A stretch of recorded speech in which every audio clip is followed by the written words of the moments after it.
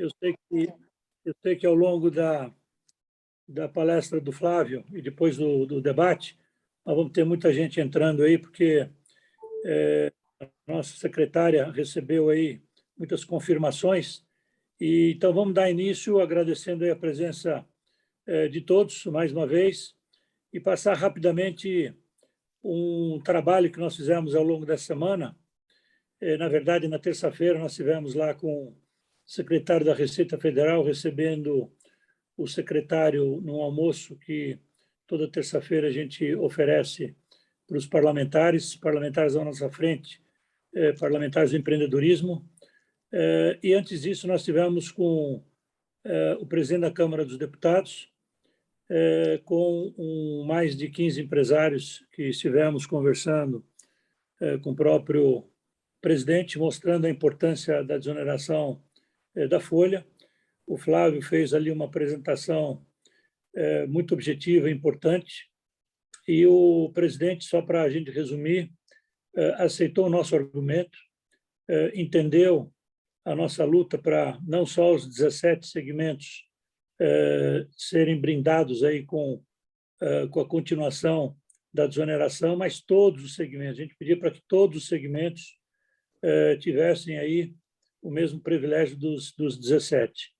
Mostramos a ele a melhor forma de buscar uma arrecadação. O Flávio depois vai falar um pouquinho sobre isso, mas só para colocar vocês que o presidente da Câmara está nos apoiando. Vamos fazer um grande evento no dia 9 de novembro, em Brasília, convidando não só os empresários, mas o terceiro setor. Isso ele nos pedia no sentido de levar isso para a sociedade, para poder ter um movimento da sociedade. Estamos levando o Ricardo Patá, que já está apoiando o nosso movimento, que é da UGT, o movimento da UGT, União Geral dos Trabalhadores. Estamos levando um grande coordenador, o Gilson, das favelas, e a sociedade civil pedindo efetivamente, nesse movimento que nós vamos fazer, nesse seminário que nós vamos fazer, a desoneração da folha. E o importante é que nós vamos ter mais de 300 pessoas. Hoje o Paulo Guedes confirmou a presença, é um evento que vai acontecer das 9 às 11 da manhã. Estamos agora com o presidente do Senado, convidando o presidente do Senado, Pacheco, para que esteja conosco, e vamos fechar com o presidente do STF, nesse movimento importante. Então, nós temos 30 dias para fazer esse trabalho, estamos convocando todos os empresários do Brasil para que possam estar lá representados. E eu tenho certeza que, a partir do dia 9, nós vamos passar a ter uma nova linha de atuação, de aprovação, levando tudo para as mídias sociais. A turma da Jovem Pan, estamos conversando com eles também. Eu tenho certeza que vai ser um movimento pró-Brasil extraordinário. E não é o setor empresarial, é a sociedade que vai estar pleiteando isso. Eu tenho certeza que nós vamos ter sucesso nessa demanda tão importante para todo o setor produtivo e, obviamente, para a sociedade. Bom, falei muito, agora é a hora do Flávio falar. Flávio, você tem aí de 30 a 40 minutos, e depois nós vamos pedir para o Marcelo, pedir para todos que estão aí conosco, fazer algumas perguntas, se deixando de saia justa aí. Tá bom, Flavinho? A palavra é tua, vamos embora. Obrigado, Nabil. Não pretendo usar esse tempo todo, não. Vamos deixar mais tempo aí para a fase interativa, que é sempre a mais fértil, mais produtiva aqui das nossas reuniões. Eu quero, em primeiro lugar, agradecer o seu gentil convite. Esse é um tema que está bem maduro. Vejo aqui o meu presidente Marcelo Silva. Esse é um tema não só que está maduro no IDV, mas é o tema que deu origem à nossa entidade, né, Marcelo? Há 20 anos atrás, né, já com a nossa parceria com a McKinsey, nós rastreávamos essa questão dos dois Brasis que competem de forma completamente desigual, né?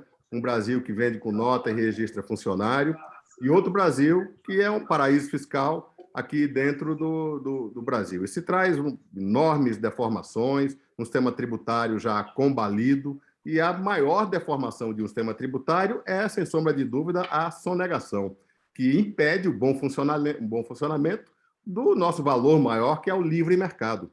Sem equidade competitiva, não tem bom funcionamento do livre mercado, né? Nós, durante sucessivos anos, comemoramos o que nós imaginávamos ser uma vitória contra esse inimigo terrível, que é a clandestinidade econômica. Isso que a benevolência brasileira, num eufemismo enorme, convencionou chamar de informalidade. Mas, a rigor, essa informalidade, que a bondade brasileira cunhou e batizou, é, a rigor, uma teia de vários tipos de crimes entrelaçados, onde a sonegação é apenas um deles. Vem junto também o contrabando, a pirataria, a mercadoria roubada, né? Lá atrás, quando o IDV nasceu, há 20 anos, né, Marcelo? A informalidade no varejo era da ordem de 50%, né? Era um dos setores mais impregnados por esse câncer da clandestinidade. Mas tinham setores onde a informalidade era maior, como a pecuária de corte, até a microinformática, chegava a 90% de informalidade. E a gente acompanhou, a cada 5 anos, revendo, traqueando, né? A gente viu um período que a gente chamou a década de ouro do varejo, onde houve uma formalização acelerada, né? Graças à nota fiscal eletrônica, graças à substituição tributária, também contribuiu para formalizar rapidamente alguns setores, a disseminação do cartão de crédito, a bancarização, até o desenvolvimento da indústria de shoppings, né, contribuiu muito para a formalização. Chegou a tanto medidos pelo número de carteiras assinadas, né, pela formalização da mão de obra, como a formalização econômica, efetivamente, chegamos a ganhar 14 pontos de formalização.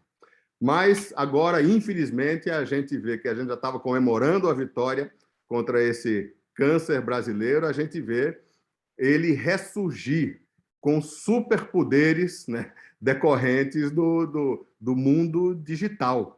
É uma nova forma de clandestinidade, né? É aquela informalidade que, na época minha, do Nabil, do Marcelo, era o rosto dessa informalidade, era o pai de família, desempregado, que, premido pelas circunstâncias, se tornava camelô e ficava lá na porta das nossas lojas. Hoje, a informalidade são verdadeiros gigantes, né? Com todo o apoio das armas mais poderosas da tecnologia, da inteligência artificial, do data mining, né? E gigantes de dezenas de bilhões de faturamentos. Então, agora, nessa época, onde se fala de reforma tributária, e a arma que nós temos para trazer essa equidade, essa justiça ao cenário competitivo, é justamente a reforma tributária que é a nossa esperança. Mas quando eu vejo as propostas que estão vindo aí, eu fico com a triste sensação de que a gente pode estar produzindo soluções que já estão velhas antes de serem implementadas. A gente está vendo aí propostas de reforma tributária feitas se olhando pelo retrovisor, né? Se olhando da época de que a mercadoria era visível, que era possível rastrear a mercadoria, né? E sem levar em conta a revolução que está acontecendo no desenho, na arquitetura da economia e das cadeias de suprimento, né? Que tornam necessário que a gente reflita sobre essa revolução das plataformas, essa nova economia uberizada, essa economia que não é mais uma água encanada, né? Onde a Receita Federal bota um hidrômetro na Via Dutra ou em outra grande rodovia, e ali ele está rastreando grande parte do que se passa na economia brasileira, né? A economia hoje é pulverizada, é atomizada. Não adianta rastrear caminhões, rastrear contêineres, rastrear navios. Ela navega em um spray, não é água encanada, é um spray de trilhões de micropartículas que simplesmente os organismos, os aparatos tributários e de fiscalização atuais não têm braços, não têm na menor condição de rastrear. Então, esse é o tema que a gente traz aqui, como revela a nossa o nosso título, né, os superpoderes dessa nova informalidade, que são, em última análise, uma ameaça terrível, eu diria até devastadora. A prioridade que a gente tem que ter hoje, como brasileiros, como empresários, como responsáveis, que é a geração de emprego. Nós estamos, assim como aconteceu uma perda de participação terrível, dolorosa, da indústria na época que se globalizou a indústria e havia realmente uma concorrência em muitos aspectos desigual entre a Ásia e a indústria local, que trouxe a participação da indústria de 2 dígitos altos para 1 dígito, né? Agora, a tecnologia faz com que essa universalização chegue ao varejo, chegue aos serviços, e essa competição se dê em termos ainda mais desiguais. Então, é sobre esse tema que eu quero chamar a atenção de todos. Eu sei que em alguns ambientes esse tema está mais maduro, mas eu acho que é nossa responsabilidade ampliar esse debate para que a gente não corra o risco de fazer uma reforma muito profunda no nosso sistema tributário, mas que não só não tem o potencial de resolver os problemas, as distorções do passado do nosso anacrônico, complexo, manicômio tributário, mas que possa, sim, já antever as transformações profundas que já vinham acontecendo e a tragédia da pandemia acelerou de uma forma realmente impressionante. O nosso sistema tributário, quando a gente fala, eu diria que o grande problema do nosso sistema tributário é que nós estamos testando no limite o grau de estresse, de sobrecarga que as bases tributárias clássicas trazem. Quando eu falo de bases tributárias, eu estou falando da riqueza quando ela é gerada, você pode chamar também de imposto de renda ou de contribuição social sobre o lucro líquido, ou a base tributária que foi eleita como a favorita para essas reformas tributárias, mas que é a mais exaurida de todas, que é a base do consumo, né? Você pode chamar de ICMS, de ISS, ou pode mudar o nome dele para IVA, mas não vai adiantar nada, porque é a base mais sonegada que existe. A base hoje do ICMS está restrita a míseros 2 trilhões de reais, de uma base potencial de 4 trilhões, né? E quando a gente vê a expectativa que as autoridades fiscais têm em torno dessa base do consumo, eu fico realmente assustado, porque nós vamos empurrar o que sobrou da base do ICMS para a clandestinidade se a gente for exigir mais desse pilar que já está se esfarelando. E a terceira base tributária, que é o patrimônio, que você pode chamar também de IPTU, IPVA. Ou seja, se nós pensarmos dentro da caixa, se nós ficarmos restritos a esses 3 pilares da tributação clássica, nós não vamos ter solução, porque nós já chegamos ao limite do que se pode extrair dessas bases com um sacrifício enorme da sociedade. Não dá para comparar os 35% de carga tributária do Brasil com os 35% da França ou da Dinamarca. Por que os 35% de carga, pode chegar até 40%, dos países nórdicos ou dos países europeus, eles estão equitativamente distribuídos por praticamente 100% da economia. Agora, aqui, esses 35% que estão sendo extraídos através dessas 3 bases tributárias, eles deixam de fora uma triste característica do Brasil, que é o tema da nossa apresentação aqui, a clandestinidade, a informalidade, para não falar dos regimes especiais, né, que fazem com que o Brasil formal, que insiste em sobreviver aí dentro desse Brasil, o Brasil continental, é mais ou menos 2/3 da economia. Então, para extrairmos 35% de 2/3, nós já há muito tempo ultrapassamos um limite absurdo de 50% de carga tributária sobre esse Brasil que vende com nota e registra funcionário. Isso faz com que as 3 tetas tributárias que eu falei, consumo, renda e patrimônio, já não estejam mais vertendo leite, mas elas estão exauridas, estão vertendo sangue, elas estão sobrecarregadas. Então, é absolutamente necessário que nós pensemos fora da caixa. Não adianta, não há espaço fiscal, como dizem alguns, vamos tributar mais a renda e menos o consumo, porque todos os alicerces já estão sobrecarregados. Não existe espaço para colocar 1 quilograma a mais em cima dessas bases. E quando a gente chega a esse limite de exaustão dos impostos clássicos, que são dezenas, mas eles sempre caem sobre uma desses 3 pilares, você já deixou para trás qualquer ilusão de progressividade ou de essencialidade. A carga tributária brasileira, há décadas, não tem mais nada a ver com se um produto é ou não essencial, se alguém é mais rico ou menos rico.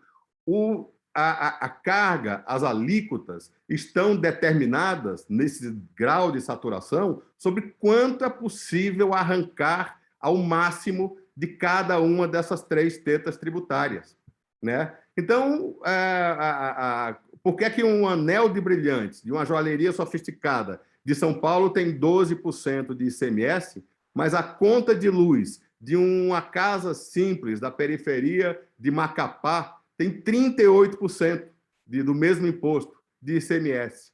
É porque a carga é em função do que é fácil tributar, do que tem pouca informalidade, mesmo porque não haveria resultado prático de você aumentar os 12% de um setor como joalheria, que já é 90% informal, porque a única coisa que iria se conseguir é empurrar para a informalidade, para a clandestinidade, o que sobrou de formalidade naquele setor, né? Então, quando eu ouço falar, aí é um dos dogmas aí das reformas que estão sendo apresentadas, no imposto flat, vamos tirar o IPI do automóvel e jogar no setor de serviços, na manicure, no cabeleireiro, é apavorante, porque esses pilares estão tão fragilizados que não há espaço, não há condição de nenhum movimento brusco.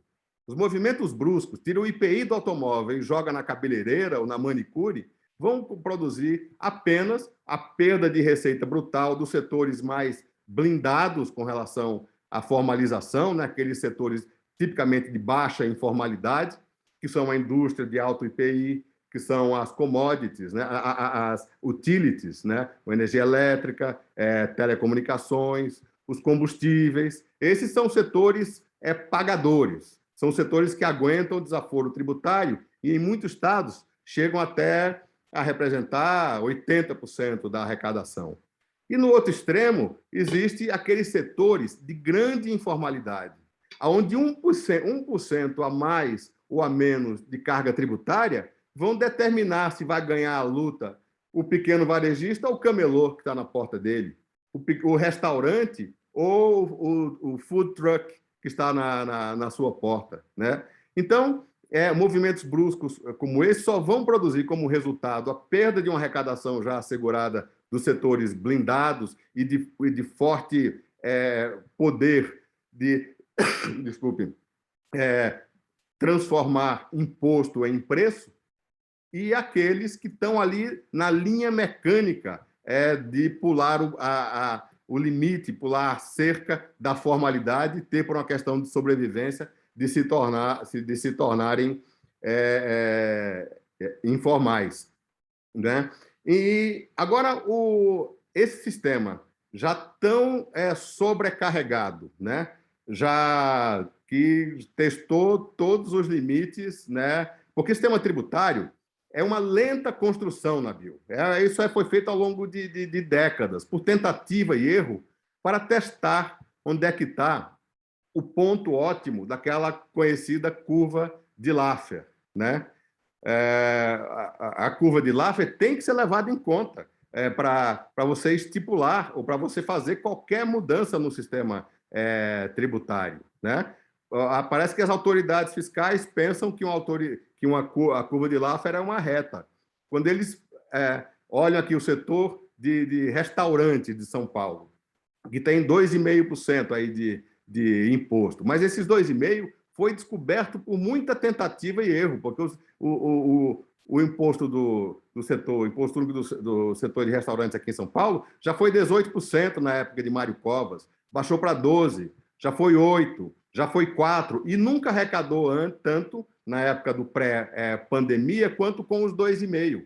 Por quê? Porque é um setor tão sujeito, tão vulnerável à concorrência informal, ilegal, né, que cada vez que se baixava o preço, você estava trilhando a curva de Laffer às avessas, porque você já estava na fase fortemente descendente dessa curva de Laffer, né? A curva de Laffer tem a sua fase ascendente, onde você, aumentando impostos, vem aumento de arrecadação, mas chega um momento de saturação desse imposto, que é onde qualquer mínimo aumento de arrecadação, ao invés de trazer de alíquota, ao invés de trazer aumento de arrecadação, traz perda de arrecadação. Foi isso que aconteceu no setor de restaurantes. Você imagine essa coisa voluntariosa do imposto flat, que é o dogma que está presente nas propostas de reforma tributária, você tirando, né, de forma brusca 10%, 20% de carga tributária desses setores blindados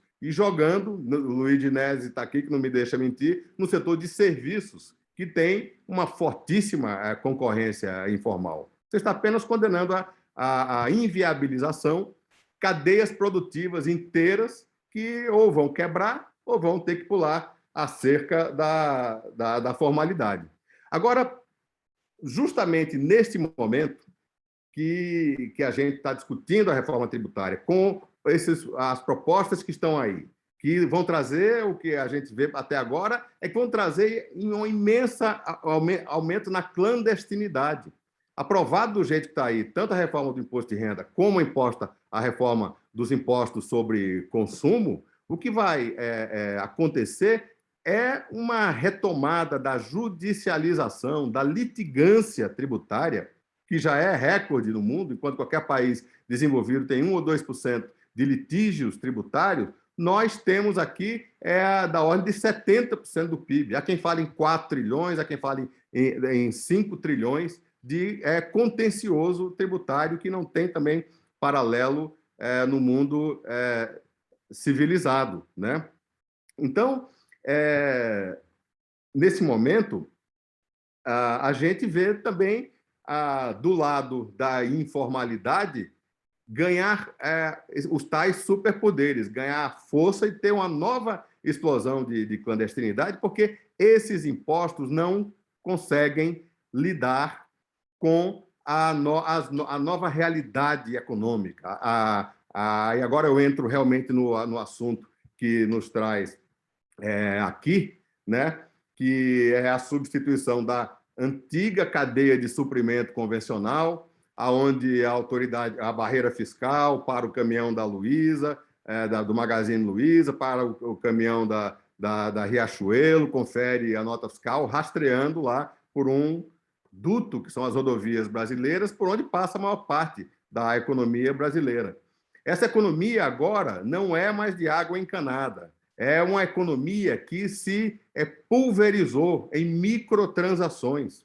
A Receita Federal sabe lidar com um container que chega na alfândega. Mas quando esse container, pela força aí das novas ferramentas de e-commerce, ele, ao invés de chegar numa unidade única destinada lá ao Magazine Luiza, ele chega explodido em microtransações, em pequenos pacotes, em 80 mil malotes, simplesmente não existem braços, não existem condição da Receita lidar com esse aumento súbito do trabalho, da demanda por fiscalização, né? Os camelódromos digitais internacionais, eles já sabem muito bem que nós temos aqui um limite de isenção de $50, né? $50 em termos de FOB. Isso representa quase R$1.000 em termos do preço à entrada. Então, eles colocam lá como um preço final algo ligeiramente inferior, né? Lá na parte externa do pacote, que é um documento que não tem nenhum valor fiscal, e não há condição de se conferir se o que tem lá dentro é um artigo de $1.000, $2.000, $3.000, porque acaba se confiando no que está escrito ali no pacote. Então, é por isso que hoje a profissão que mais cresce exponencialmente, é a profissão das sacoleiras digitais, né? A sacoleira, no tempo meu e do Nabil, né, Nabil? Nós era aquela senhora que se arriscava na Ponte da Amizade, chegava lá ao Paraguai, enchia as suas sacolas de bugigangas e de muamba, se arriscava na volta na alfândega e atendia lá o seu bairro. Hoje, são dezenas de milhares que compram abaixo do nível de isenção, ou muitas vezes acima, mas com a cumplicidade do camelódromo digital lá de fora, e inundam as ofertas aí dos camelódromos digitais de dentro do Brasil com todo tipo de ilegalidade. Mercadorias contrabandeadas, sonegadas, até mercadorias ilegais, medicamentos tarja preta, pirateadas, né? Então, esse tipo de prática tem crescido, já antecipando alguma constatação, me permita aqui, Marcelo, dar esse spoiler, né? Vem crescendo 70% ao ano, né? E tende a crescer mais explosivamente ainda, né? E nós estamos exportando empregos, estamos inviabilizando produtos similares numa plataforma lá internacional, sem IPI, sem ICMS, sem nenhum tipo de imposto, custa, em média, 1/3 do mesmo produto eletrônico vendido aqui numa rede de varejo que pagou imposto de importação, que pagou IPI, que pagou ICMS, que paga imposto de renda sobre o seu resultado. Então, aquela informalidade à moda antiga hoje está totalmente superada por esse mecanismo realmente destrutivo, né, dos nossos empregos e ameaçando as nossas empresas. Eu, claro, não quero ser aqui retrógrado ou imaginar que a gente possa deter a força da tecnologia, a inovação, mas nós temos que alertar as autoridades, como temos feito. Tivemos agora mesmo um call, o Nabil participou com o secretário Tostes, que está inteiramente sensível a esse problema, para que nós possamos efetivamente dar um equilíbrio concorrencial, né? Nós varejistas sabemos o que é concorrência, nós gostamos de concorrência, é concorrência que nos leva para frente, mas não faz sentido uma concorrência tão predatória, tão desleal como a que os camelódromos digitais estão aí nos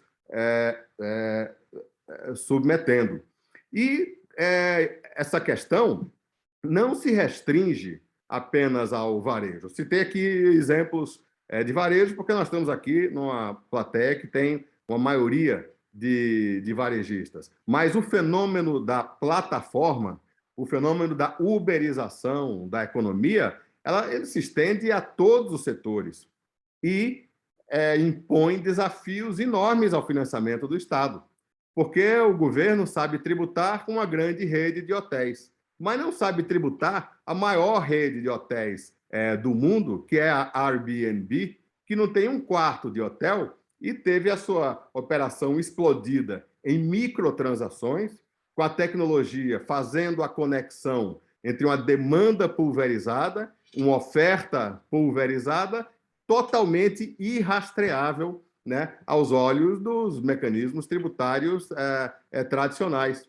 Ontem estava conosco lá em Brasília o querido Alberto Saraiva, fundador da Habib's, que trazia também o exemplo do seu setor. A maior empresa de alimentação do Brasil, disparado, que já fatura mais do que a maior rede de supermercados do Brasil, por incrível que pareça, ela não tem uma panela. e também está totalmente fora do alcance dos tributos tradicionais, né?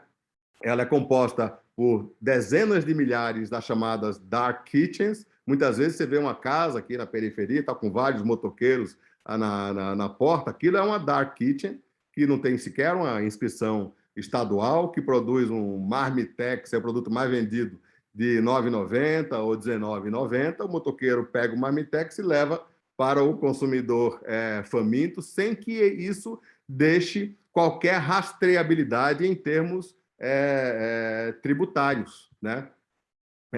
Da mesma forma, a maior empresa de transporte urbano não tem nenhum automóvel e também é irrastreável do ponto de vista tributário, porque não existem mecanismos tributários que alcancem a nova realidade brasileira e mundial da economia de plataforma, a economia peer-to-peer, ponto a ponto, a economia uberizada. Então, uma reforma tributária que não contemple essa realidade já nasce natimorta, já nasce totalmente obsoleta e só vai agravar a morte da galinha dos ovos de ouro, que são as empresas brasileiras, as empresas que pagam imposto, as empresas, né, que financiam o Estado, né? As propostas que estão aí circulando são incrivelmente ruins, né? Para começar, a questão da base escolhida. Tanto a PEC 45 quanto a 710 pegaram o pior imposto do ponto de vista da curva de Laffer.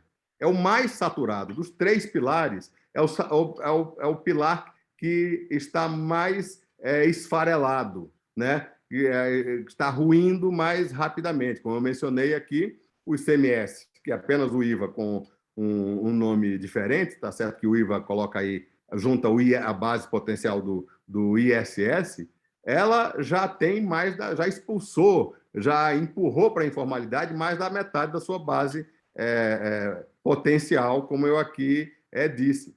Além disso, o imposto sobre consumo, né, que já é o imposto mais sonegado, o ICMS, com 12% de alíquota média, imagine, com 12% de alíquota média, ele já tem 50% de sonegação. E quando eu ouço esses tributaristas aí falarem em 30% de alíquota sobre imposto sobre a mesma base, é de arrepiar, é de apavorar, porque isso significa o abismo da curva de Laffer, o fim da curva de Laffer, é matar totalmente a arrecadação potencial do que restou de formalidade em alguns setores, inclusive no varejo, né? Existem os 3 países mais desiguais do mundo, são os 3 países que extraem mais de metade da sua base tributária de impostos sobre consumo. México, Turquia e Brasil, né? Isso porque, quando o imposto está sorrateiramente escondido no preço dos produtos, isso é particularmente perverso com os mais pobres. Pelo simples fato que alguém que é muito rico pode se dar o luxo de poupar 90% da sua renda e consumir apenas 10%. Se 40% do preço dos produtos é composto por impostos que estão ali escondidos, alguém que gasta 10% da sua renda está pagando tão somente 4% da sua renda total sob a forma de imposto sobre consumo. Ao passo que alguém ganha salário mínimo, né, e vai ser forçosamente obrigado a gastar 100% da sua renda, ele estará indubitavelmente condenado a pagar 40% do que ele ganhou enquanto consumidor. Ou seja, o rico paga 4%, o pobre paga 40%. Então, não faz sentido, do ponto de vista social, do ponto de vista de justiça social, de progressividade, sobrecarregar a esse ponto, ou ter essa expectativa de arrecadação de impostos sobre o consumo, como tanto a PEC 110 quanto a PEC 45 esperam, né? Então, para a gente não ficar apenas se martirizando com o problema e falar um pouco da solução. Que solução poderemos ter? Aí eu trago as boas notícias. Graças a Deus, Deus é brasileiro e nos preparou, graças à tecnologia do nosso sistema bancário, a sofisticação do nosso setor financeiro, ao fato, né, de nós termos realmente um sistema financeiro reconhecidamente tecnológico, que nós podemos, de forma pioneira, dar o primeiro passo em relação à base tributária do futuro, a base tributária ampla, a base do quatrilhão de reais, a base cujas alíquotas são vem algum número que vem 2 casas depois da vírgula em termos percentuais, né? Não há mais o que, não dá como reformar os 3 pilares básicos da tributação. Portanto, nós não podemos continuar pensando dentro da caixa. Não podemos financiar o Estado com renda, consumo e patrimônio. Nós não devemos apenas tributar a riqueza quando ela é criada, quando ela é consumida ou quando ela é estocada. Vamos tributar, e estamos prontos tecnologicamente para isso, a riqueza quando ela se move, os fluxos financeiros. Essa é a base digital, é a base tributária do futuro, a base universal, a base justa, né? A base equitativa, que distribui a carga conforme o poder de pagamento de cada um. Vamos sair de bases que correspondem a 20% ou 30% do PIB para uma base na qual o Brasil é recordista, uma base que corresponde a 180 vezes o PIB brasileiro. Vamos deixar de falar de base de trilhão, né? Está aí o ICMS com 2 trilhões de base, e a gente pode falar de uma base de 2 quatrilhões, ou 1,8 quatrilhões, ou seja, 800 a 1.000 vezes maior do que a maior base tributária do sistema convencional. Quando se alarga a base a esse ponto, se minimiza a alíquota, né, ainda mais. Em vez dessas alíquotas de 20%, 30%, que são uma grossa areia nas delicadas engrenagens da economia, quando você expande a base mais universal, que corresponde, como disse, a 180 PIBs, nós vamos falar de alíquotas de 0,03, se nós quisermos, por exemplo, eliminar o pior imposto que existe no Brasil, que é o imposto do desemprego, o imposto sobre as folhas de pagamento, o imposto que torna absurdamente caro gerar empregos aqui no Brasil. Com 0,03% em cima de cada crédito bancário brasileiro, nós podemos eliminar e transformar esses 20% de imposto no dia seguinte em 20% a mais de salário, sem nenhum impacto inflacionário, né? Essa base, quando eu falo isso, sempre é o que vocês devem estar pensando, então ele quer a volta do CPMF, né? E muitas vezes isso encerra o debate, porque esse debate está sendo tratado na base do slogan, uma superficialidade que não cabe nesse momento. Nós temos que aprofundar esse debate, porque nós temos a faca e o queijo para adotarmos de forma pioneira a base tributária revolucionária, que vai soltar o freio de mão desta economia, que vai limpar essa grossa areia das engrenagens da economia brasileira. E se remete a 1993, quando foi implementado o imposto sobre transação.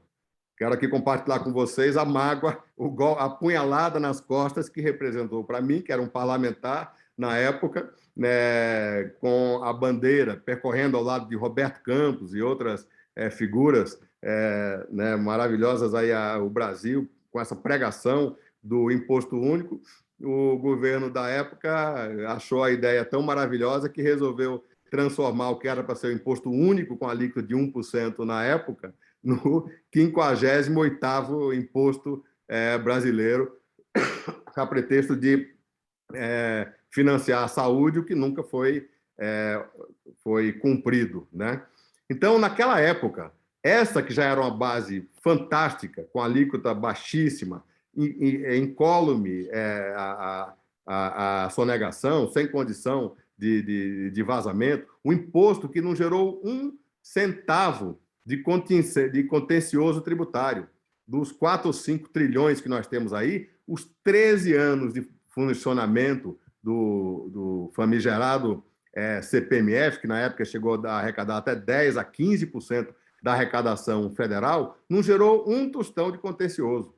O querido amigo Marco Sintra, que foi o grande estudioso, a grande base acadêmica, na época que eu estudava na GV, e eu depois, como deputado, transformei essa tese em emenda constitucional, dizia na passagem que ele teve na Receita que dos 30 mil auditores fiscais da Receita, apenas um era responsável por 15% da arrecadação federal. Era aquele que arrecadava, que fiscalizava o CPMF. Você vê a simplicidade, a automaticidade, a segurança de um imposto automático. É mais ou menos, isso que se chama transformação digital.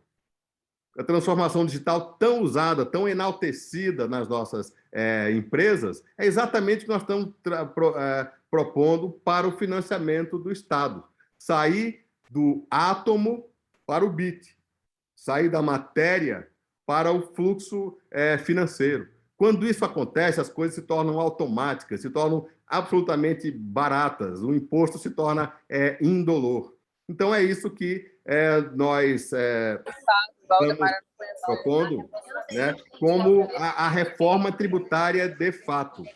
Uma reforma tributária que não seja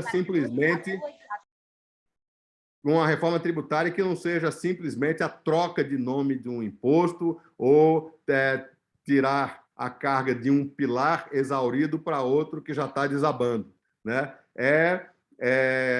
Sair da mercadoria para o bit. Aquela caminhonete de rapadura que o seu Raimundinho do engenho de açúcar de Currais Novos está levando para a cidade vizinha de Caicó, para vender na Feira Livre, para que essa operação econômica seja alcançada, e com certeza ela não será, porque essa é uma das operações que acontece nesse 1/3 da economia brasileira, que está totalmente fora do alcance dos tributos tradicionais. Seria necessário interceptar a caminhonete do seu Raimundinho, contar as 200 rapaduras, ver se ele emitiu uma nota fiscal, o que isso vai nos parecer, daqui a 10 anos, inacreditável, uma coisa jurássica, porque essa, como os outros bilhões de operações que se realizam na economia brasileira, estão fidedignamente representados com riqueza de detalhes em 200 computadores dos 200 bancos brasileiros.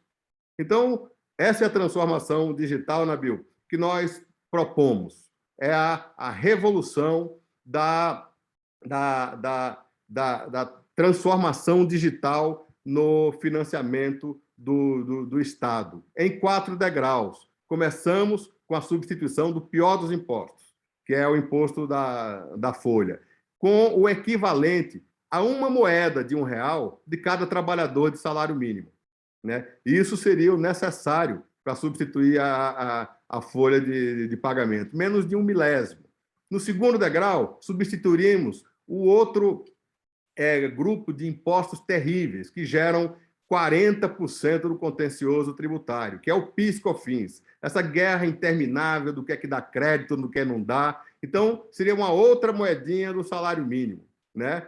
Na terceira etapa, chegaríamos aos estados. Mais uma moedinha de cada salário mínimo brasileiro, ou seja, 0,1%, seria o suficiente para eliminar o ICMS, que é o mais complexo dos impostos brasileiros. É verdadeiro inferno. Quem tem uma rede nacional como a gente sabe o que é lidar com 27 legislações do ICMS. E, por último, ao fim de 2 anos, a quarta moedinha iria transformar o microimposto, o imposto sobre transações, no imposto que irá substituir todos os impostos arrecadatórios brasileiros, e aí sim, soltando o freio de mão da economia, nos tirando desta humilhante posição de baixíssima competitividade em todos os rankings de competitividade e colocando o Brasil, de fato, no lugar que ele merece, que é dos países que mais atraem investimentos e que mais estimulam os seus investidores a crescer e a prosperar sem este manicômio tributário que inferniza as nossas vidas. Então, Nabil, nós estaremos com essa providência, resolvendo os problemas do passado e é um sistema tributário perfeitamente condizente com a economia uberizada, a economia de plataforma, essa economia atomizada, que é totalmente imune aos impostos jurássicos da época, que mercadoria era visível e que pagamento era invisível. Desculpe, eu até me alonguei um pouco mais do que pretendia, mas ainda temos aí uma boa 40 minutos ou uma hora aí para o nosso papo. Bom, Flávio, dar os parabéns para você é repetir o óbvio, mas obrigado pela tua boa apresentação. Enquanto você respira um pouquinho, eu queria agradecer o Grupo Multiplan.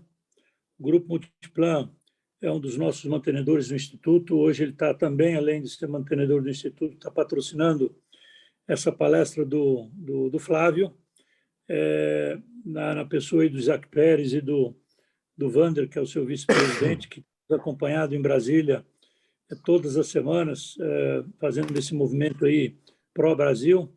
Queria agradecer, então, na pessoa aí do Wander e do Isaac Pérez, esse patrocínio importante para apoiar e ajudar o Instituto financeiramente. Queria saudar a Marli. A Marli está no exterior, não sei em que país ela está hoje. E dá um oi, Marli, tudo bem?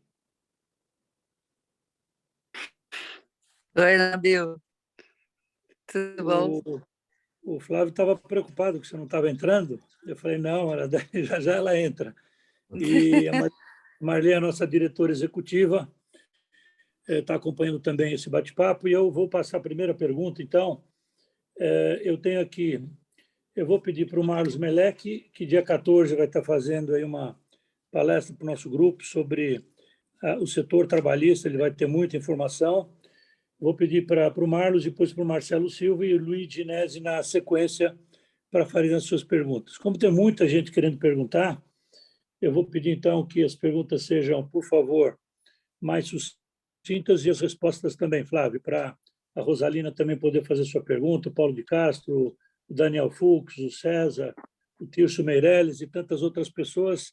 Então, vamos ver se a gente consegue administrar o tempo aí. Então, eu vou começar aí com Marlos Melec. Fala, Marcos. Boa noite para todos. Parabéns, Flávio Rocha, pela sua apresentação. É bastante consistente a ideia da tributação do fluxo financeiro do que das três grandes bases, que é o estoque, que é a produção, que é o patrimônio. Fantástica a sua apresentação. É uma luz aí no fim do túnel para as propostas de reforma tributária. Eu já fui industrial, né? A minha indústria era de cosméticos, tive 3 mil empregados, carteira assinada no Brasil. Comecei muito pequeno, Flávio, e eu vi os meus produtos sendo taxados a 60% com substituição tributária, ainda quer dizer, uma coisa assim completamente absurda, né? Mas eu tenho aqui duas perguntas para ti, lembrando que na semana que vem nós estaremos falando sobre como reduzir justamente o custo da folha de pagamento de maneira progressiva, mensal, legal, numa fórmula de lei que veio com a reforma trabalhista, e que só 5% dos empresários hoje aplicam no Brasil, então já deixo aqui o convite para todos. Vai ser muito difícil conduzir com tanto brilhantismo quanto a sua fala, mas eu juro que eu vou me esforçar. Duas coisas, Flávio, que eu queria que você comentasse para nós. Primeiro, o grau de intervenção do Estado na economia para a informalidade que nós temos hoje, tá? Primeiro, então, o grau de intervenção do Estado no domínio econômico para termos essa informalidade desse tamanho, e a segunda, uma reforma administrativa, né, que também está em voga. Como é que a gente consegue reduzir carga tributária se num pequeno município, vou dar um exemplo aqui, Sumaré, Americana, Botucatu, aqui no Paraná, Araucária, num pequeno município nós temos um prédio para a Justiça do Trabalho, outro prédio para a Justiça Federal, outro prédio para a Justiça Estadual, outro prédio para a Justiça Eleitoral. Aí nós temos a Polícia Militar, a Polícia Civil, a Polícia Federal e a Guarda Municipal. Todo mundo fazendo a mesma coisa, só que ninguém se entende. Quer dizer, despesa obrigatória, problema de gestão pública. Queria que você comentasse para nós esses dois pontos, Flávio, por gentileza. Intervenção do Estado e informalidade, e reforma administrativa em relação aí, naturalmente, à carga tributária, a conta que tem para pagar. Perfeito, Marcos. Muito obrigado pela pergunta, que é perfeita, e nos dá a oportunidade da gente abordar o outro lado da moeda. Realmente nós ficamos aqui restritos ao lado de como financiar de forma menos traumática 35%. Então, partindo do pressuposto que faz sentido o Brasil partir desse tamanho do Estado. Embora eu acho que aqui seja mais ou menos consensual que existe um imenso espaço para enxugar, para tornar mais eficiente esse Estado.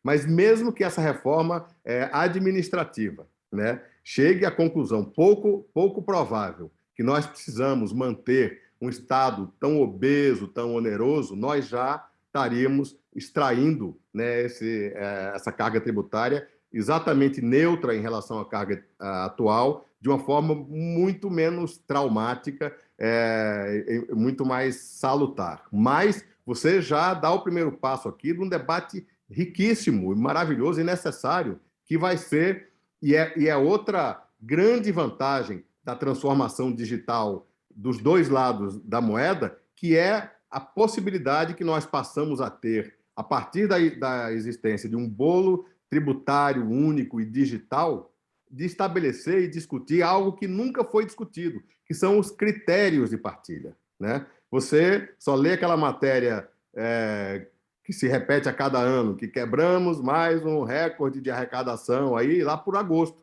É só agosto que eles acabam de somar os 70 e tantos impostos, tributos e contribuições da União, Estado, município e Previdência, de tão complexa que é esta arrecadação.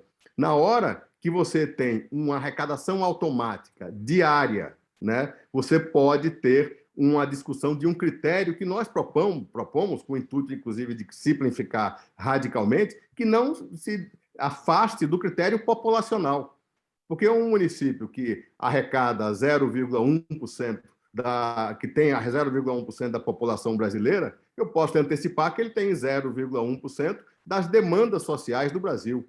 0,1% das crianças para educar, 0,1% dos velhinhos para cuidar ou dos doentes para tratar. Então, esta partilha automática, em função de critérios transparentes, discutidos com a sociedade, é um grande avanço em relação a um sistema que pouco evoluiu desde do escândalo dos anões do orçamento, onde na calada da noite se aprovava a revelia emendas orçamentárias para os municípios, e os municípios dos favoritos recebiam muitas vezes, municípios de 3, 4, 5 mil habitantes recebiam mais recursos do que grandes capitais brasileiras. Então, se nós aqui tentamos abordar as vantagens da automação da arrecadação, tem outro lote de vantagens, um monte de vantagens com a automatização do gasto público de forma muito mais transparente. Isso nos dá a oportunidade, inclusive, de usar esse vasto contingente extremamente preparado de auditores da Receita para, em vez de fiscalizar a arrecadação, uma vez que essa arrecadação foi automatizada, para fiscalizar o gasto. E isso me permite também entrar no outro ponto que você tomou, que é a invasão da privacidade. Na hora que o Estado brasileiro tem que invadir os seus livros contábeis, e agora isso vai se agravar com a volta terrível. Quem é mais velho como eu aqui deve lembrar o que era o pesadelo da distribuição disfarçada de lucros, que agora volta com força total, caso seja aprovado o imposto aí sobre dividendos, porque vai ficar aquela discussão, né? Esse carro é ficar, é despesa da empresa ou é despesa do executivo? Esse almoço aqui foi realmente com um cliente ou foi com um amigo seu? Então, você imagine o grau de complexidade que nós deveríamos estar buscando era a simplificação. Então, a obrigatoriedade de uma fiscalização, ou seja, a fiscalização automatizada, impessoal, universal, nos 200 computadores dos bancos brasileiros, né, se torna totalmente desnecessária esta invasão em minúcias, em detalhes, em intimidades da vida contábil de cada empresa, de cada brasileiro. Muito bem, obrigado, Flávio, obrigado, Marlos. Eu queria passar para o Marcelo Silva e depois, na sequência, para o Luiz Ginésio. Marcelo Silva, do IDV. Fala, Marcelo. Oi, Nabil. Prazer enorme estar aqui com você e com todo o grupo. Eu queria complementar o que o Flávio colocou. Em algum momento ele falou sobre o trabalho informal, e eu queria dizer assim para vocês que, quando eu comecei a acompanhar o PNAD a cada trimestre, que é do próprio IBGE, eu fiquei impressionado com os seguintes dados. A gente fica todos os meses falando que são 15 milhões, 14 milhões de brasileiros desempregados. Mas, olha, de uma forma bem sucinta, nós temos 213 milhões de pessoas no país, brasileiros. Desses, 35 milhões estão fora da força de trabalho. São menores de 14 anos, então não deveriam estar trabalhando. Não estão dentro da população economicamente ativa. Sobram 177. Desses 177, em números redondos, 76 milhões são aqueles que o ministro Paulo Guedes chamou no auxílio emergencial de invisíveis. Nós temos 100 milhões de pessoas, do 213, nós temos 100 milhões de pessoas dentro da força de trabalho no Brasil, trabalhando de alguma forma no Brasil. Só que estariam trabalhando. Ocupados, nós só temos 86 milhões. Pasmem, desses 86 milhões, 50 milhões estão em trabalhos formais. Ou eles têm carteira profissional e estão trabalhando com carteira profissional, portanto, são empregados formais, ou eles têm um MEI, um CNPJ. Então, de um país de 213 milhões, vejam aonde nós vamos chegar nessa informalidade. Em um país de 213 milhões de pessoas, nós temos 50 milhões de pessoas formais. Então, isso é quase metade. Enquanto que nos países do OCDE 40% são formais, aqui 24% da população é formal. Então, quando todos os meses na televisão aparece 14 milhões de desempregados, não. São 14 milhões de pessoas que perderam o emprego, que voltam a procurar emprego e não encontram. É muito alto. É muito alto, mas de 213 eu só tenho 50 formais. Enquanto isso, a arrecadação federal de 1,5 trilhão, 700 bilhões vão para o que eles chamam de encargos previdenciários. Quase metade. O ministro falou em 2019 que 400 bilhões de reais seriam evadidos, sonegados, pirateados no Brasil. Nós estamos atualizando esses dados, inclusive com entidades, Sindifisco, Instituto Brasileiro de Pesquisa de Informalidade e tal. Esse número já está se aproximando de 600 bilhões de reais. Onde é que nós vamos parar? Então, assim, hoje nós estamos com um combo de 4 reformas no Congresso.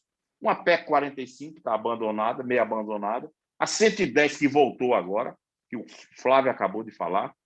Nós temos o CBS, que é a junção de PIS, COFINS e tudo mais, que é outro problema muito sério, inclusive para as empresas de serviço, 12%, foi a alíquota estimada e tal. E temos a 110, a CBS, a PEC 45, e temos o imposto de renda de 23,37, o famoso PL 23,37, que já foi aprovado na Câmara e está para ser aprovado no Senado. Enquanto isso, nós não estamos alargando a base para que muitos paguem menos, nós não estamos considerando as transações comerciais da mesma forma que as transações digitais, uma coisa única, o que o Flávio chama de camelódromo digital do país. Nós não estamos desonerando a folha de pagamento. Por que é que, de cada real que se paga a um trabalhador, eu pago quase um de encargos de toda espécie? Como é que nós vamos estimular que 80% da economia estão nas pequenas e médias empresas? Como é que a gente vai estimular que as pequenas e médias empresas formalizem os seus empregados? Como? Se esse custo de 80%, 70%, às vezes 100%, de encargos, de benefícios, de vales, de não sei o quê, sobre a folha de pagamento. Quer dizer, aí nós estamos com um problema gravíssimo, que chama-se desemprego. Enquanto isso, a massa de pessoas famintas, literalmente com fome, já estão chegando a dezenas. E estão na rua. Eu vi uma apresentação do Júlio Campos, que é vice-presidente de marketing e agora é presidente da Unilever Digital, dizendo o seguinte: olha, não vai adiantar seu condomínio ter muita segurança, seu carro ser blindado, não sei o quê. Vão lhe pegar no meio da rua. Porque fome, é questão de fome. Então, nós precisamos... Eu tenho muitas dúvidas nessas reformas agora de fim de ano. Eu me lembro dos famosos pacotes que a gente tinha. Eu tenho muitas dúvidas. Eu não acho que eles estão sendo feitos com o objetivo de, como o Flávio fala tanto, de simplificar. Esse 2337 que vai taxar lucros acumulados, nós já tomamos conhecimento do TOST, através do TOST, né, de que eles vão tributar lucros acumulados de anos anteriores. Ora, ou as empresas distribuem agora, ou então nós vamos ter novos trilhões de judicialização. Quer dizer, a sociedade civil, o Workshop, o Instituto Brasil, o Unidos Brasil, o IDV, e tudo mais, nós temos que realmente juntarmos as nossas forças para mudar esse estado de coisas. Eu acredito que não é no último trimestre de 2021, nem em 2022, no ano eleitoral. Mas, dessa vez, nós precisamos demandar, exigir que o novo Congresso ele faça uma reforma tributária que simplifique, que considere que agora o mundo mudou, que não é mais aquilo que o Flávio sempre fala, não é mais o seu manezinho lá no fiscal contando, não. Agora é digital, agora é bits e bytes, e que o fisco não controla, e que os famosos cross-border estão entrando no Brasil. Porque enquanto está sendo dificultado na Europa, na própria Ásia, esse tipo de transação, sem nenhum documento fiscal, sem nenhuma... sem pé nem cabeça, acontece, aquilo de $50, aí vem $100, ninguém fiscaliza, tal. O Brasil é um país fértil, um país de 213 milhões de pessoas, é a sexta maior população do mundo. Então, assim, estou aqui junto com o Flávio e junto com vocês para a gente se unir e fazer uma proposta que mude esse estado de coisa. Nós não vamos aguentar 50 milhões de empregados formais com carteira assinada ou com CNPJ numa população de 213 milhões de habitantes. Era isso que eu queria acrescentar a essa apresentação belíssima de Flávio, que sempre que eu ouço, que eu vejo, me consolida essa necessidade da gente fazer essa transformação que o Flávio tanto fala. Era isso que eu queria colocar aqui.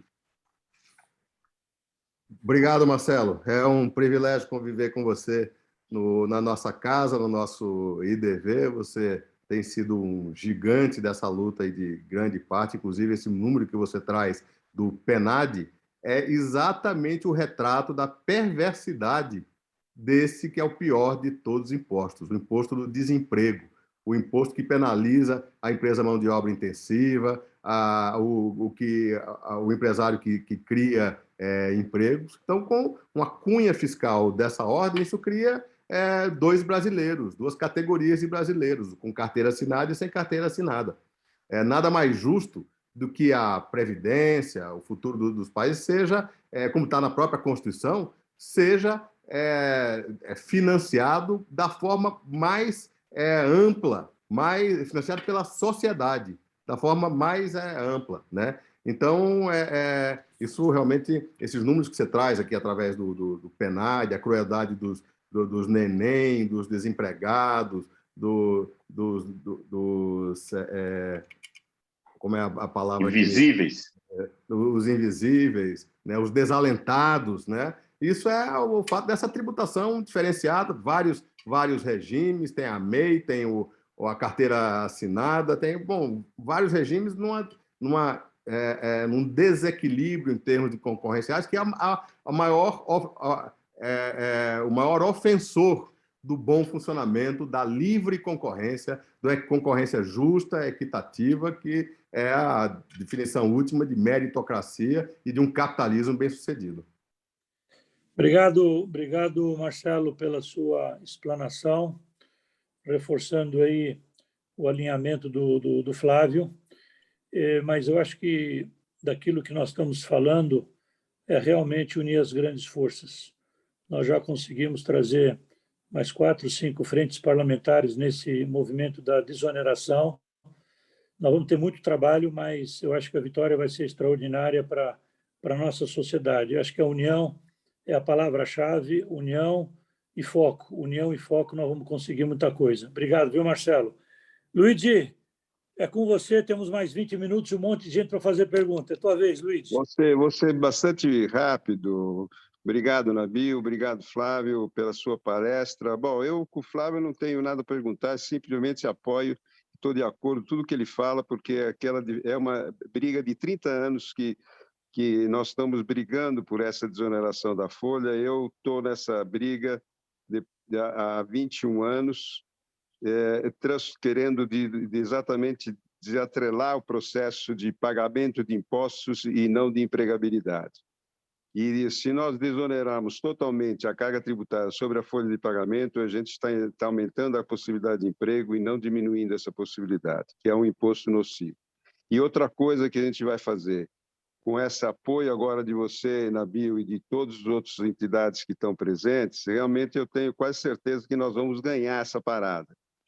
Porque é impossível hoje manter uma solução baseada nas reformas que estão sendo propostas, tanto do imposto de renda, como do IBC, como da PEC 45, a PEC 110, que não resolvem o problema, sim complicam o problema e, principalmente, não dão uma solução.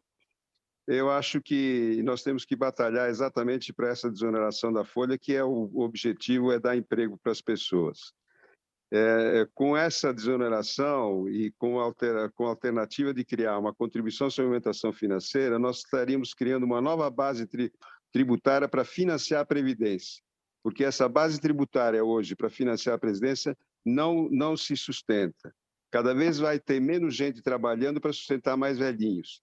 E se nós não mudarmos a base da arrecadação, da contribuição para financiar a Previdência, a gente não vai solucionar. Nós temos uma proposta sobre uma base de 27 trilhões, Flávio. Você tem uma proposta de uma base sobre 2 quatrilhões. Essa é a nossa diferença só em função da alíquota. Você, com uma alíquota de 0,03, a gente consegue arrecadar os 240 bilhões que nós precisamos todo ano para sustentar a Previdência.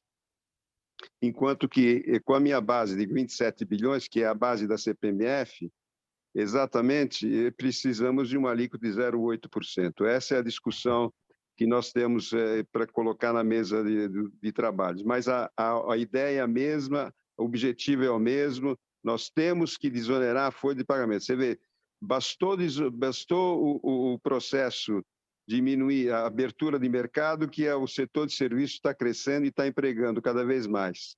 Então, nós temos que mostrar isso à população e, especialmente, ao nosso legislador. E o legislador não está ainda entendendo o que é essa alternativa de você criar uma contribuição sobre alimentação financeira para financiar a Previdência e para desonerar a folha de pagamento.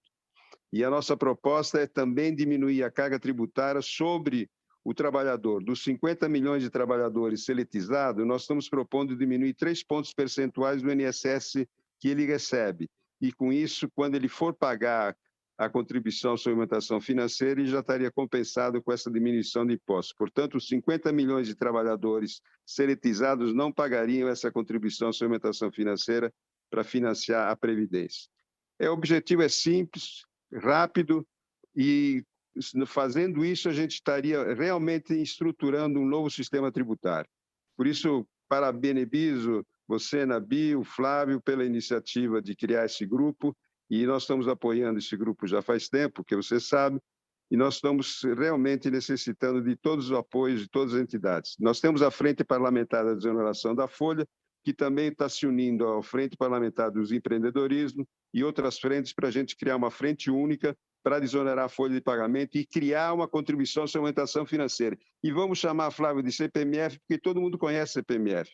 Então, é melhor falar já aquilo que todo mundo conhece e qual é o objetivo do que ficar enrolando e criando um novo nome desse imposto. É isso aí. Estamos na briga. Perfeito, Luiz. Nós somos companheiros de longa data aí nessa luta, e essa pequena diferença que nós temos com relação à base nada mais é do que uma boa notícia. A boa notícia que eu trago é que a eficiência dessa nova e revolucionária base tributária é ainda melhor do que você está estimando.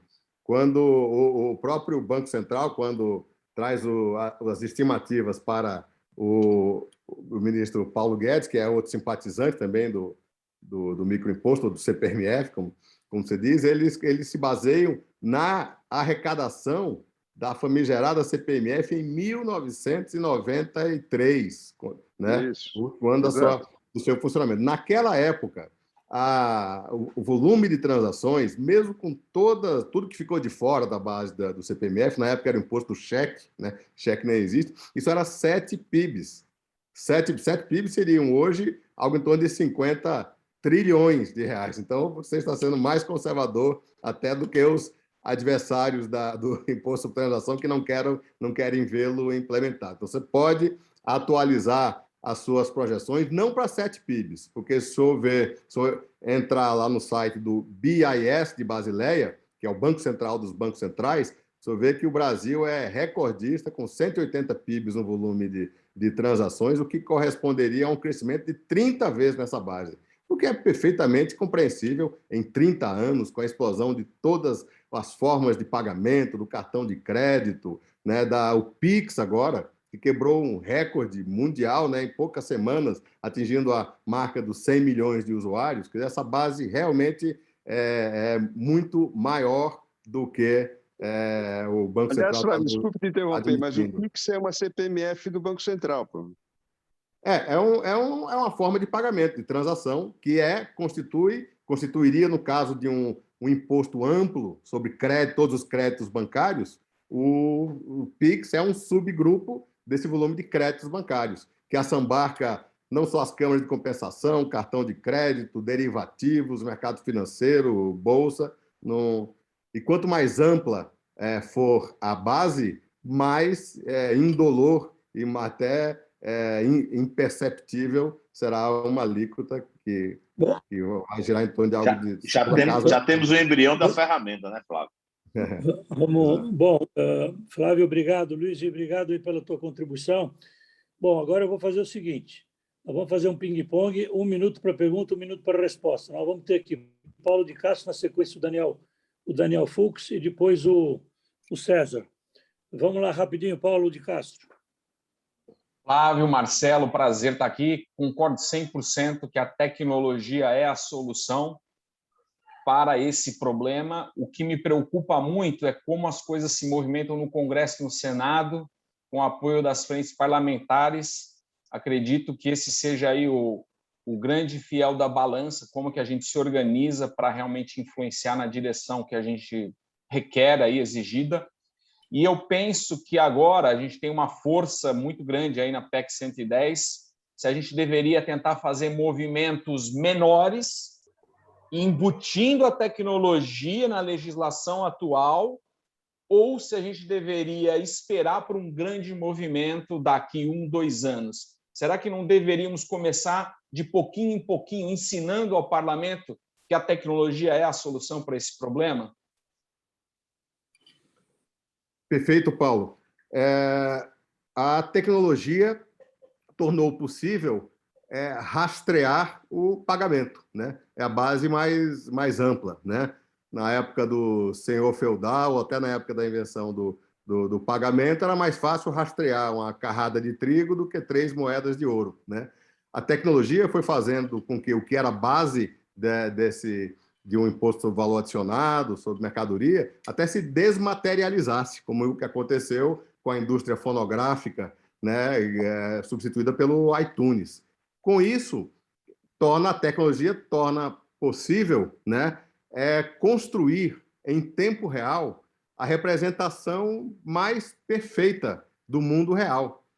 Essa casa, esse cômodo da casa que eu estou aqui, para tudo que as operações econômicas que foram envolvidas aqui, tiveram que ser rastreadas, cada saco de cimento, cada saco de tijolo, o marceneiro que veio aqui, o Estado teve que rastrear fisicamente essas mercadorias, né? Hoje existe uma réplica dessa casa construída com a total riqueza de detalhes, até o estoque de café que tem na despensa, né? Sem necessidade de se rastrear os átomos ou as moléculas. Então, é esse serviço que a tecnologia traz, né? O rastreamento perfeito, detalhado, insonegável da realidade paralela que existe no mundo virtual dos computadores. Eu acho que esse é apoio. Agora, não adianta tentar usar...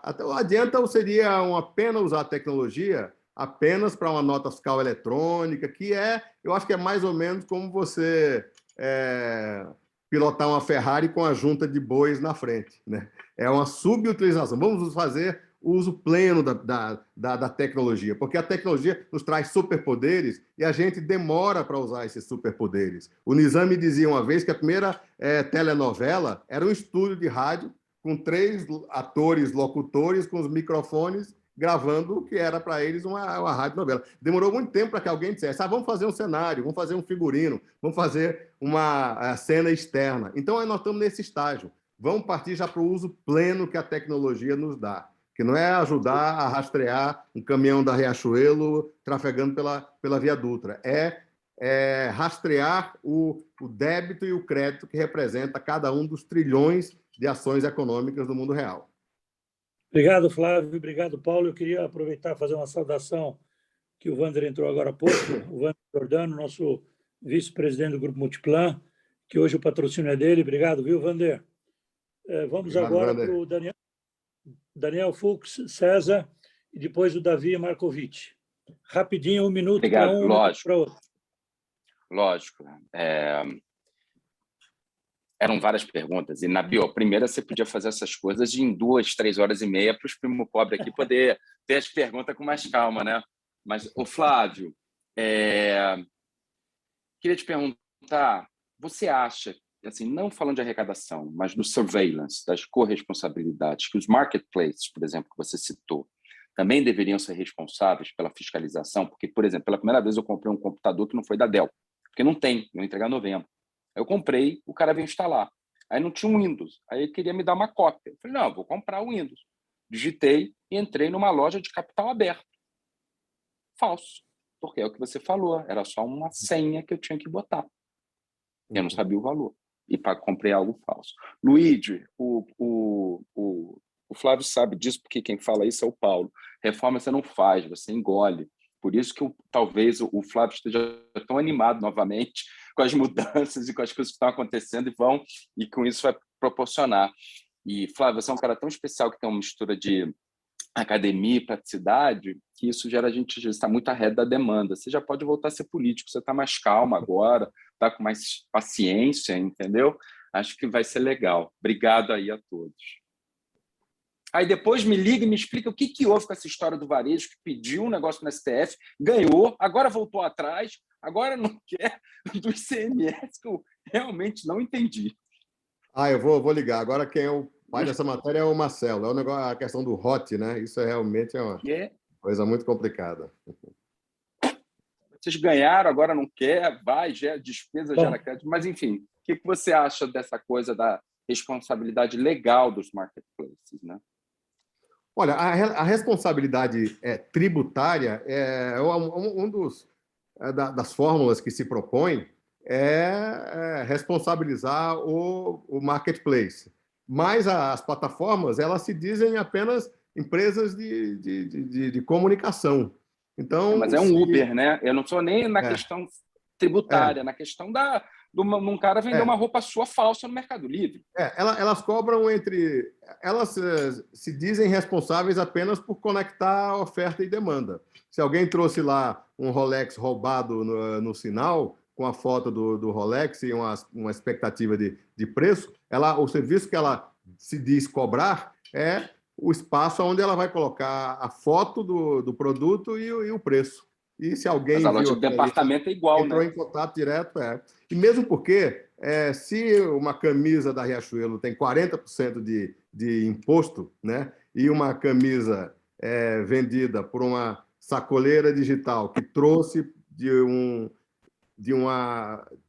camelódromo digital cross-border e colocou aqui, né, no outro camelódromo digital brasileiro, né, sem nenhum tipo de produto, você teria que cobrar algo em torno de 400% a 500% sobre a remuneração do marketplace, né? O que seria inexequível e levaria a outro patamar também de sonegação. Eu acho que a forma realmente automática, inteligente de trazer equidade fiscal para a economia tradicional e a economia de plataforma é tributar o que ambos têm, que são as transações. Porque eu estou de acordo com você. Uhum. E acho até que o governo brasileiro tem que fazer que nem o americano. Essa coisa que a gente tem de ficar abaixando os valores para fiscalização só atrapalha porque faz mais coisa complicada.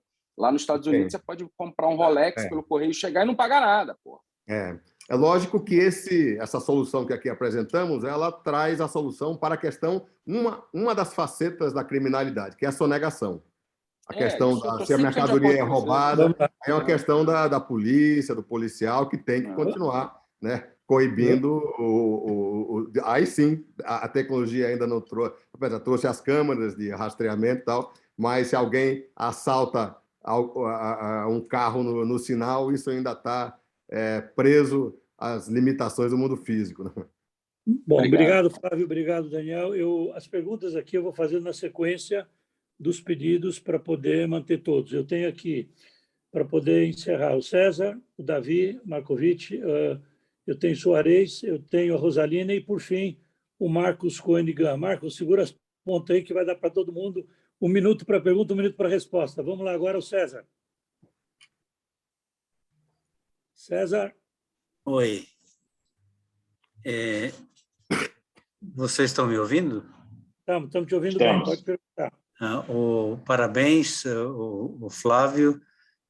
Você é um lutador nessa área e você sabe que eu sou mais ligado ao setor de produção agrícola, principalmente. Não sou tão assim, entendido dessa área do varejo, mas eu vejo a sua luta e eu, olhando do lado de fora e vendo que o setor de algodão é um setor de produção agrícola, é um setor assim, bastante importante, está num crescimento veloz, e creio que brevemente ele chegará a ser o maior exportador de algodão no mundo, e fico vendo que as indústrias processadoras de algodão aqui no país, elas não são tão clientes como os clientes internacionais o são. Então, eu gostaria de que você fizesse um pequeno comentário, se é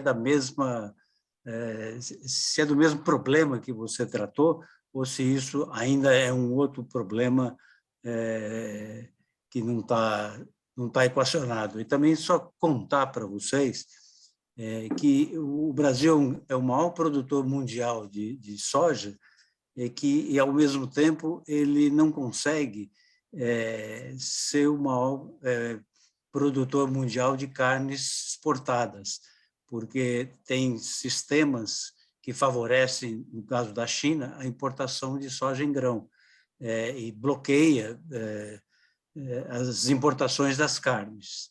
Então, esse é um problema, creio, de uma outra natureza também, mas que causam grandes impactos na parte industrial brasileira. Obrigado, César. Olha, César, eu tenho a impressão que o agro ainda não se deu conta das ameaças que estão embutidas tanto na PEC 45 quanto na 110. Né? O agro tem uma tributação baixa e não pode ser diferente, porque é um setor típico onde existe uma informalidade que coexiste com o agro de primeiro mundo. Né?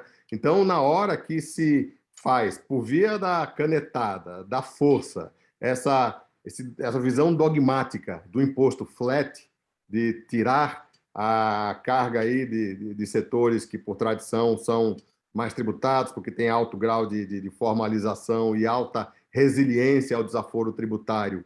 Tem 4 setores que vão sofrer imensamente. O Luigi sabe disso, o de serviço, o setor do varejo, o setor da construção civil e o agro. Esses setores, nesse cenário de imposto flat, você imagina o que é. Você imagina, né, Luigi, o que é um IVA de 50% num saco de feijão, ou na matrícula escolar, né, ou no plano de saúde.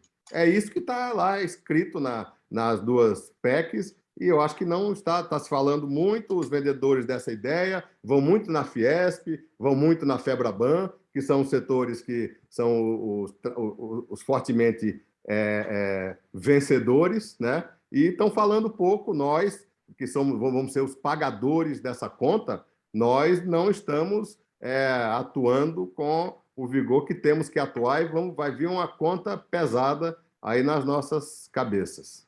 Nós temos que lutar muito contra essas duas posições, viu? Muito. Sim. Uhum. É verdade. Bom, vamos perguntar agora o Davi, depois Soares, a Rosalina e o Marcos para encerrar. Davi, por favor. Ok, obrigado.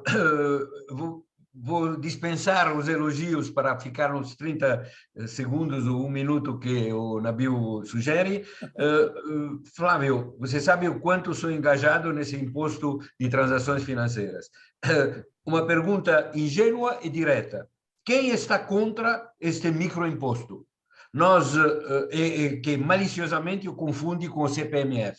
Nós, você sabe, estivemos no dia 19 de novembro do ano passado com o Arthur Lira, antes dele ser nomeado presidente da Câmara. Ele até viu com bons olhos, inclusive, um teste para fazer com um nano-imposto que você nomeou só para mensurar qual é a arrecadação que poderia ser feita. Quem é contrário?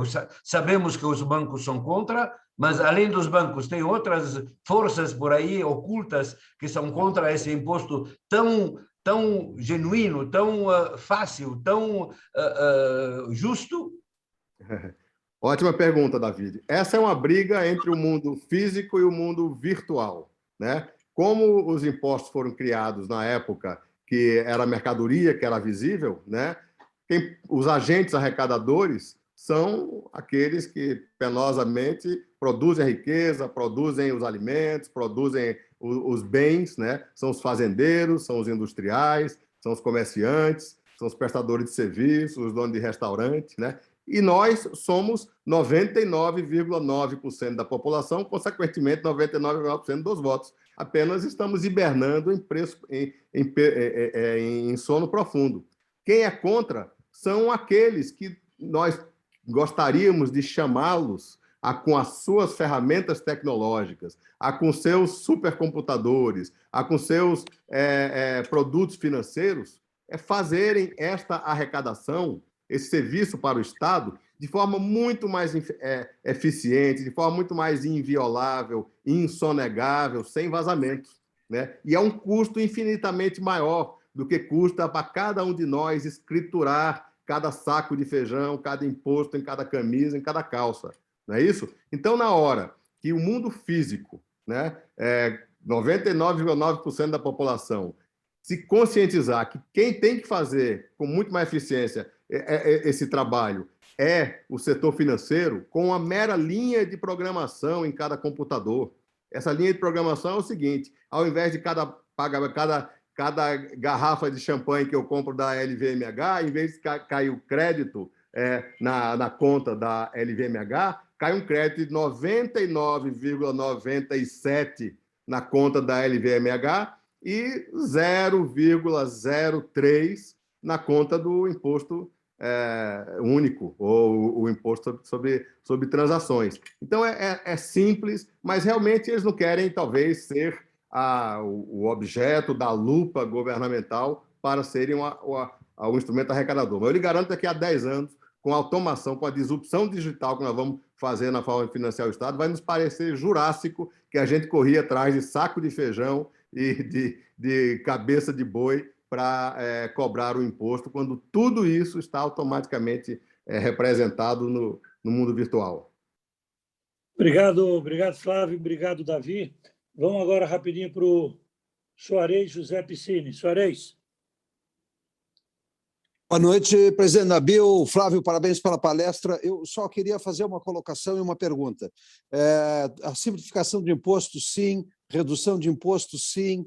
mas a gente precisa, acima de tudo, Flávio e demais, e presidente Nabil, a gente precisa urgentemente reduzir o tamanho do gasto público. Enquanto a gente não tiver redução de gasto público, qualquer reforma de previdência, tributária, ela vai ser feita para atender o tamanho do Estado. Caso contrário, qualquer governo que estiver, ele vai sofrer o impeachment porque ele vai estourar teto de gasto, etc. e tal. Precisamos falar seriamente, presidente Nabil e Flávio e demais, de como reduzir, mas uma redução séria. Reforma administrativa, do jeito que tem se falado, não é suficiente para fazer corte profundo de gastos públicos. Redução do gasto público para viabilizar uma redução efetiva da arrecadação.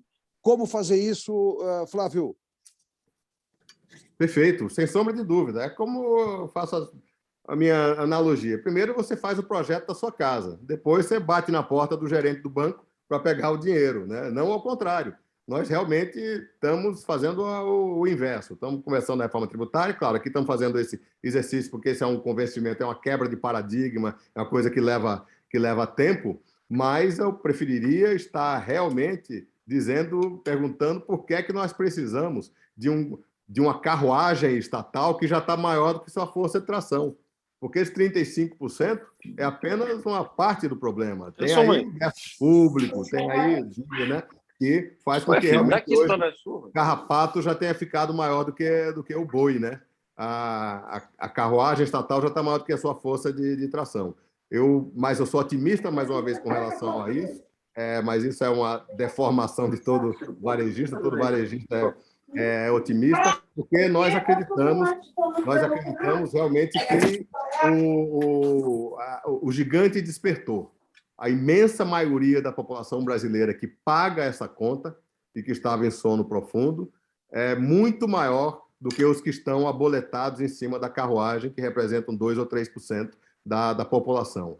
Essa população tem votado assim, tem ido às ruas. Nós temos que ter orgulho de um povo que foi às ruas para exigir reforma da Previdência, e ela irá às ruas se precisar exigir um Estado mais enxuto, mais eficiente, né, que sirva ao povo e não sirva-se do poder. Nós vamos, para encerrar aqui, pela primeira vez, um governo vai entregar um Estado menor do que recebeu, mesmo com a pandemia no meio. Então, isso é motivo de otimismo. Eu acho que nós estamos no caminho certo. Obrigado, Flávio. Muito obrigado. Obrigado, Juarez. Eu queria agora, diretamente da Alemanha, com a nossa amiga Rosalina, e depois encerrando com Marcos Koenigan. Flávio, nós batemos recorde hoje com a tua presença. Isso aí você ganhou, inclusive, de vários ministros que estiveram aqui conosco. Parabéns. E, olha, vai ter que repetir, porque tem muita pergunta. De qualquer maneira, eu acho que foi um sucesso, está sendo um sucesso. E o Flávio, aliás, falar rapidamente, ele foi convidado pelo ministro Paulo Guedes há 12 dias atrás. Nós estivemos lá em Brasília, convidado para participar da equipe, e ele saiu pela tangente. Eu quero o Flávio fora do governo, que ele produz muito mais do que dentro do governo. Vamos em frente, então. Rosalina. Ô, Flávio, orgulho, viu?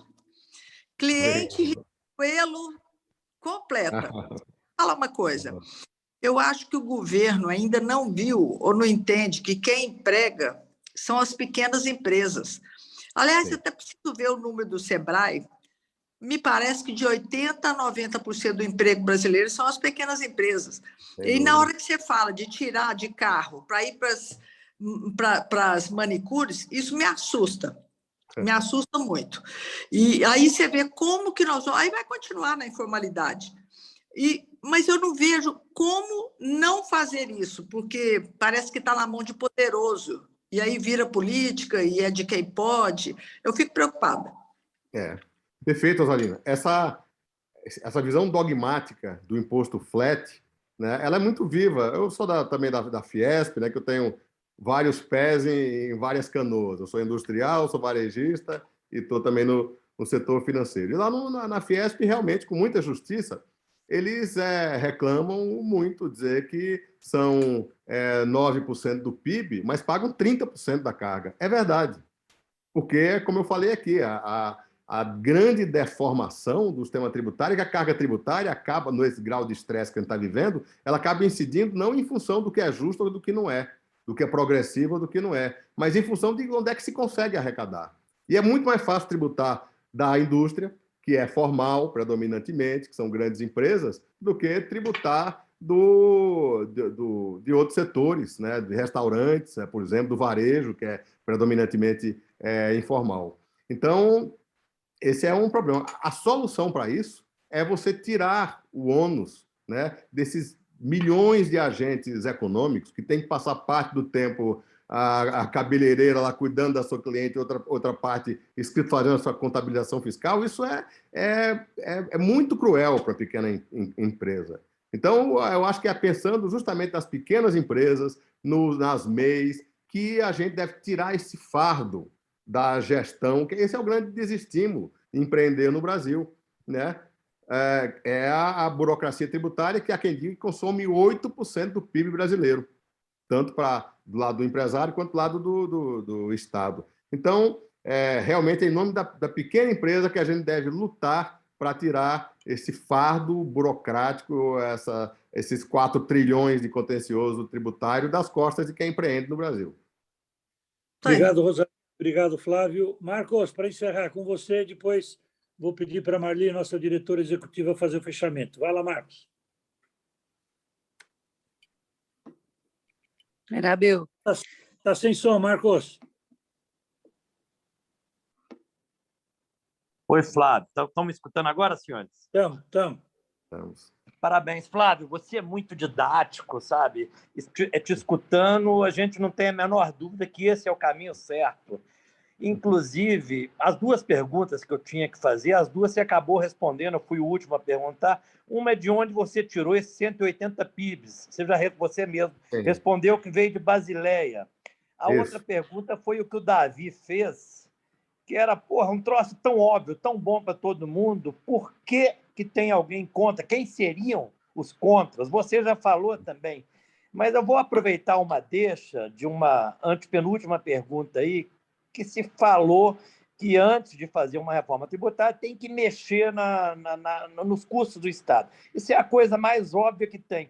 Mas essa sua proposição, eu acho uma coisa tão bacana que a gente pode se dar o luxo de não fazer essa reforma tributária, talvez não 0,03 ou essa conta que você já fez, até sirva para o que eu vou falar, mas que seja 0,04. Vai simplificar a carga tributária, vai baixar drasticamente os tributos para todos os players e ainda é capaz, independentemente de reforma administrativa, fazer com que o governo tenha mais caixa, até para os seus programas sociais, para investir em escola, em educação, até no Bolsa Família aí que nós estamos escutando. Eu acho que essa sugestão, que o pessoal chama maldosamente CPMF, e que seja CPMF, é a melhor coisa que a gente poderia ter no Brasil hoje, independentemente de reforma administrativa. Eu queria só te parabenizar. Você está coberto de razão, o caminho é esse mesmo. Pena que tem muitas forças contrárias. Parabenizar o Nabil também, por estar fazendo um trabalho sensacional aí à frente do Unidos. É isso, senhores. Eu não tenho mais pergunta, porque acabaram que fizeram as perguntas para mim, muito bem respondidas por você. Obrigado e parabéns aí pela palestra, com tanta didática. Obrigado, Marcos. Realmente é uma sintonia que a gente vai buscando, é uma sintonia fina. Agora, um outro ponto que eu quero ressaltar aqui é que, ao contrário do manicômio de 70 impostos aí, que você nunca sabe, você não sabe quando você vai arrecadar em 22, o governo não sabe, os prefeitos não sabem, é o que dá, sei lá, para júnior, vão fazer as contas, vão descobrir que, sem querer, aumentaram mais 3% a carga tributária. Um imposto único, automático, de cobrança diária, com total transparência e partilha automática, traz mais essa vantagem. Vamos dizer que a sociedade pactue que quer ter um Estado de 30%. Né? E suponha que aos 15 dias de novembro bateu os 30%. Né? Você pode, no dia 16 de novembro, desligar o imposto. Perfeito. Você liga e desliga quando quiser. Entendeu? Então, quer dizer, você sintoniza, você põe o Estado do tamanho que quer. E não você fica refém dos acontecimentos, né, de algum fato que, de repente, fez explodir uma base de arrecadação, né? Então, até essa transparência também é um fator que me anima muito com relação a essa e ainda assim diminui para todo mundo, né? Exatamente, porque a gente vai convidar a partilhar do esforço tributário, né? Um imenso contingente que está... E outra crescente, um contingente crescente de setores da sociedade. E agora não é mais o camelozinho desempregado, não. Agora são gigantes que aprenderam a lidar com essa fragmentação, essa atomização, essa uberização da economia e ficam irrastreáveis, né? Bom, parabéns, Flávio. Obrigado, Marcos. Eu quero fazer aqui um testemunho antes de passar para a Marli fazer o fechamento. O Flávio, com todos os compromissos que ele tem sido uma pessoa extremamente comprometida com o objetivo que nós estamos tendo aí de um Brasil melhor. Ele tem disponibilizado o avião dele, tem levado uma porção de empresários todas as terças-feiras em Brasília. Eu quero fazer um agradecimento de público aí.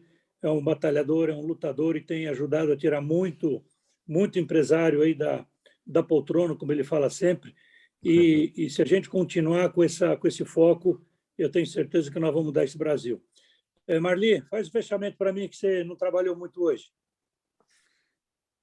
Nabil, perdão aí, porque eu estou aqui. Mas, olha, eu estou bem impressionada com essa nossa palestra. E o que mais me impressiona é que nós precisamos ter uma mobilização de todos nós, né? De todos nós, para que a gente possa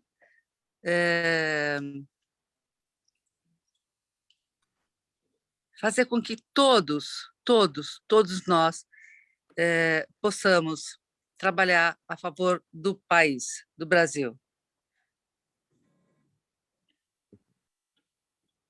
Então, Marli, está no exterior. Eu quero, então, agradecer a todos. Vamos dar uma salva de palmas. Abre os microfones aí, uma salva de palmas para o Flávio aí pela brilhante apresentação. Com certeza você vai ter que voltar, porque tem muita gente para fazer pergunta, Flávio. Batemos o recorde hoje. Parabéns a todos aí. Parabéns, senhor. Obrigado, pessoal. Parabéns, Flávio, Nabil. Todos aí. Um abraço Parabéns a todos. Parabéns a todos. Boa noite a todos. Abraço. Parabéns, Flávio. Parabéns. Um abração. Parabéns, Flávio. Ô, Rogério, tudo bom? Obrigado. Um abração. Um abraço. Muito bom. Parabéns, Nabil. Parabéns.